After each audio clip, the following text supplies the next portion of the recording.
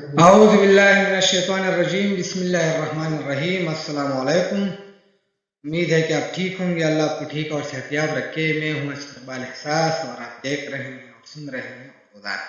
آج ہم جماعت ناہم کی اردو کتاب میں دی گئی فراق گورکھپوری کی غزل نمبر 1 کی اشعار پڑھیں گے اور اس کی شرح کرنے کی کوشش کریں گے۔ غزل نمبر 1 فراق گورکھپوری کی ہیں، جماعت ناہم ہے۔ شعر نمبر 1 اور 2 آج ہم اس لیکچر میں پڑھیں گے۔ تو آج آتے ہیں شعر نمبر 1 کی طرف۔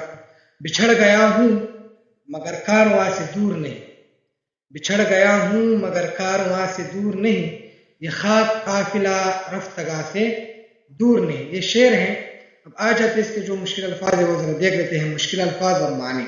بچھڑ جانا یعنی جدا ہونا، الگ ہونا، کارواں قافلہ، خاک مٹی، قافلہ رفتگاں یعنی مرے ہوئے لوگ یا رخصت ہونے والے لوگ۔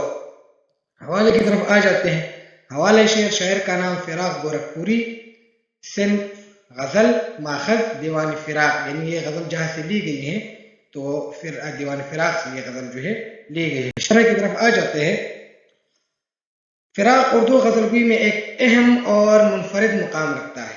انہوں نے غزل میں میر، مصحفی، غالب اور جرأت کے انداز سے بڑا فیض پایا۔ فراق نے اس شعر میں ان شعراء کا ذکر کیا ہے جو ان سے پہلے گزر چکے ہیں، ان کو ہی فراق نے قافلہ رفتگاں کہا ہے، یعنی جیسے مصحفی ہے، غالب ہے، جرأت ہے وغیرہ، تو ان کو ہی جو ہے قافلہ رفتگاں کہا گیا ہے۔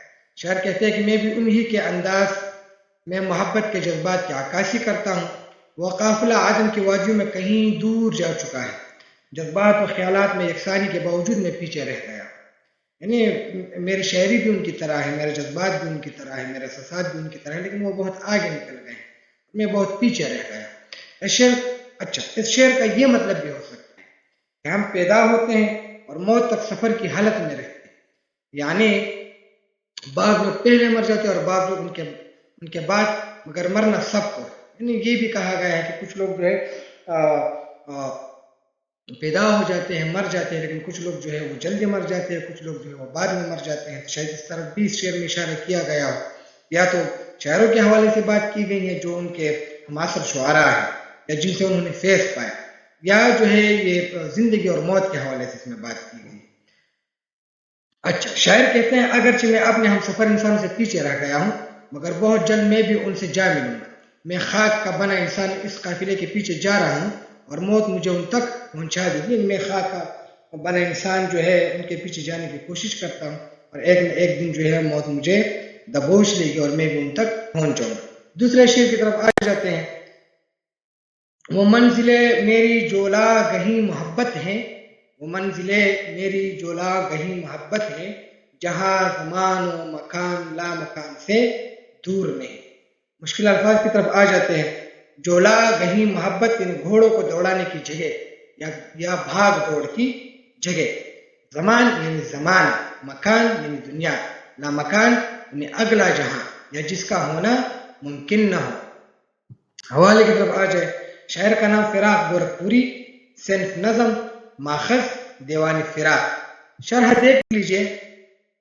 فراق گورکھپوری کہتے ہیں کہ میر، غالب اور ایسے ہی اور بڑے شعراء کے کلام کا زمانہ کبھی دھندلا نہیں سکے گا۔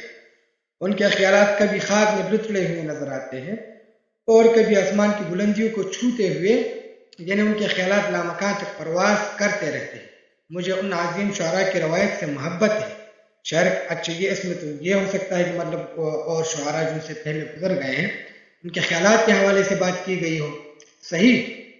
یہ شاعر کا دوسرا مطلب بھی ہو سکتا ہے، یہ خیال بھی ہو سکتا ہے کہ میں اپنی محبت کے ذرائع ان منازل تک بھی پہنچ گیا ہوں جہاں تک رسائی مشکل نہیں ناممکن ہے، میں اپنی محبت کے جذبے کے ذریعے وہاں تک پہنچ گیا ہوں جہاں تک پہنچنا ممکن نہیں ہے، صحیح۔